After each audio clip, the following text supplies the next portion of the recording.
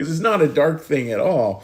But it is interesting, the idea of visiting graves and what does that mean. We're going to look at a passage from the Bible that talks a little bit about that, talks about graves, and some insight from New Church theology that may give us a way to hold it all. So welcome today. We're going to leave you a little inspired, a little thinking about what all this means. So, the idea, I have loved visiting graveyards for decades.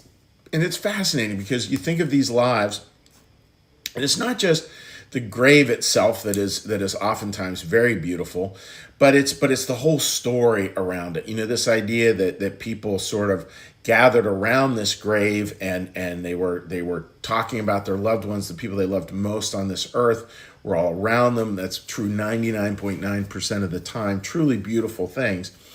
And there's a couple other thoughts. One is I'm reading a beautiful book about in the Netherlands after World War II. How families adopted graves of American soldiers and how much that meant to the families. Huge stories around that. Beautiful stories around that.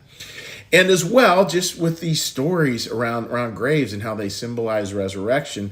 The one I used this morning, as the graphic for today's service is one of my favorite graves to show people, and it's one of a Catholic husband and a Protestant wife. Back in the day, they could not be buried in the same graveyard, so they buried themselves they got their graves right up against the wall, and then their hands are locked over top of the wall. Beautiful stuff. And what's the story that tells? Well, it tells a beautiful story.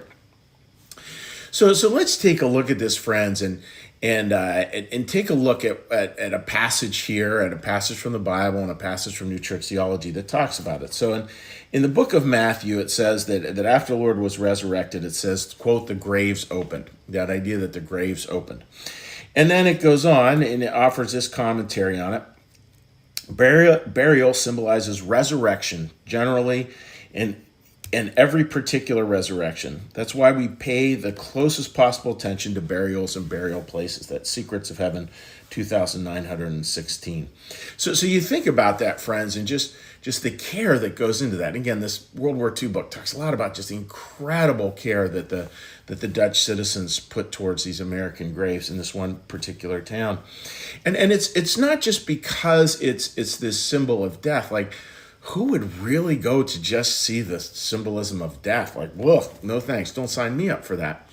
But instead, when we can see graveyards as this symbolism, not just of death, obviously, and that we will die in this life, 100% guarantee, but that there's life, that there's life on the other side of this. And that's where visiting graves can become not just this point, this final point, like here's where it ends, boom, 6 feet under, but this portal, where it talks about resurrection, just not resurrection in general, but resurrection very, very, specifically for this person.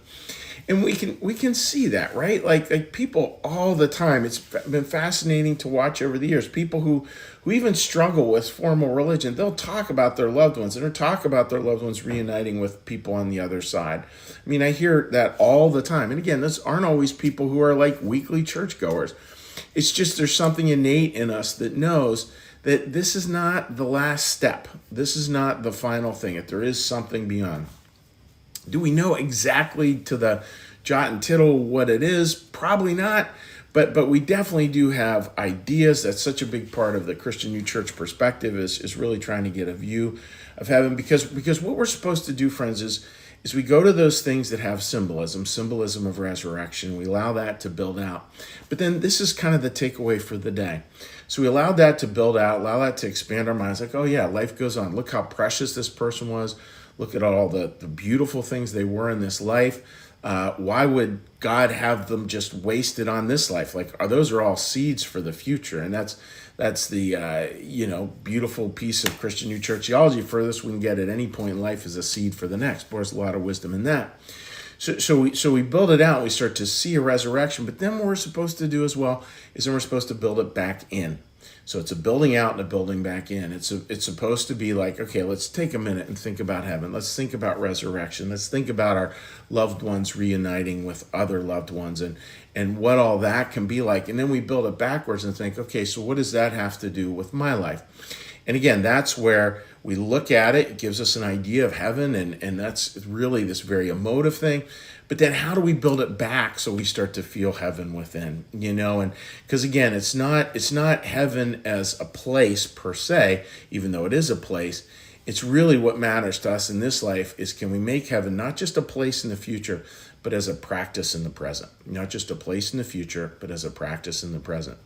That's really critical. And when we start to do that, boy, life, the film kind of goes away from our eyes. We start to see clearly. Life is a lot less cloudy. Life is a lot less scary because we just learned to practice heaven now. And that doesn't mean, again, if you saw Sunday service, that we live problem-free. Like, good luck with that.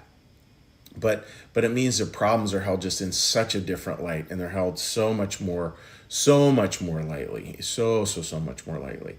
So that's something to think about, friends. As we go into life, just maybe today, if you want a little homework assignment, figure out a way to just go to a gravestone, a cemetery somewhere, and look as one famous sermon that almost every pastor does is a sermon on the little dash. That it's not about the year we were born, it's not about the year we die, it's about how we live. That's the little dash between those, and looking into that and looking through that out there into the world, and then bringing that right back into our life experience and figuring out how do we live more fully now with the years in this life that we have, because this life is precious. Next life is precious. This life is precious. Let's weave those two together as best we can in the practice of heaven now. So I hope that makes a lot of sense, friends, and I will put in the comment section, when I'm done, a little picture as well. Facebook doesn't do thumbnails, but Vimeo audience will see the thumbnail, but I will put the rest. I will put the thumbnail in the comments so you can just see that beautiful one with the Catholic husband and the Protestant wife. It's a beautiful little story right there. So with that, dear friends, we're going to shift gears. And when we shift gears here at New Church Live, we come in for a soft landing. We ring the prayer bell, listen to that, and then we say a little prayer, a little meditation, and then we do a little blessing, and then we say hi to friends on Facebook. So with that, dear friends, let's get a little breath.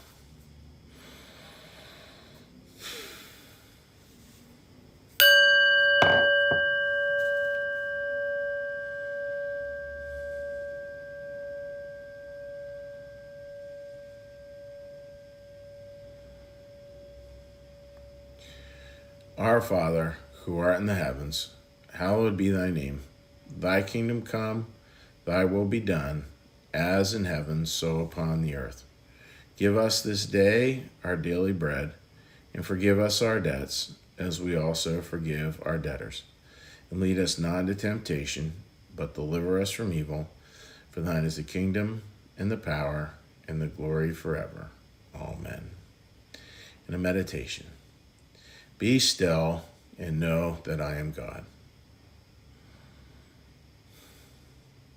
Be still and know that I am. Be still and know that I. Be still and know that. Be still and know. Be still and. Be still.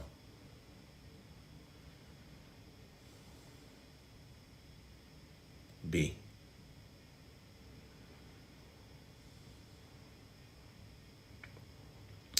May the Lord bless you and keep you. May the Lord make his face to shine upon you and be gracious unto you. May the Lord lift up his countenance upon you, bring you peace, and bring you home. Amen. All right, dear friends, let's give a little cheery hello to anyone who might have joined us online. And just a reminder, as I'm pulling this up, dear friends, it's just a quick reminder that for those of us who are like in our, sort of pre-retirement, just retired, we have a small group coming up. We've done a small group for a lot of different age groups. I wanted to do one here on that, and that is Thursday. That's not this Thursday, next Thursday. But you're more than welcome to sign up. We have lots of people signed up so far. You're more than welcome. This is sort of a planning meeting. Just go on our website. So let's see. Let's pick through some comments here. Christine, I love that. My favorite place is the cemetery in Bernathen, Pennsylvania. So peaceful and so much love and unbelievable energy. It really is. I love the Bernathen Cemetery here. It's just down the road from where my wife and I live. It's a beautiful place, and there's this incredible stillness with cemeteries. They really are. I not infrequently will stop by one, just really anywhere, because I feel like they're so moving, and Bernathen in particular. So thank you for saying that. Martha, good morning to you, my friend. I hope you're doing very well today. And now let's flip on over onto our New Church Live Facebook page. We can come over there. All right. Linda, my cousin's parents were of different religions, Jewish and Lutheran. Their headstone is beautiful. Yeah, it is. It is gorgeous. And I know I've heard all kinds of wonderful things where they put half of one thing on one gravestone and the other half on the other. Like, there's just some beautiful, beautiful ways to do it. And Marcus, good morning to you, buddy. Hope you're doing well. So, friends, there you go. Like, visit a graveyard today and see what happens. See what comes up. See if it can be a little reminder of heaven for you today.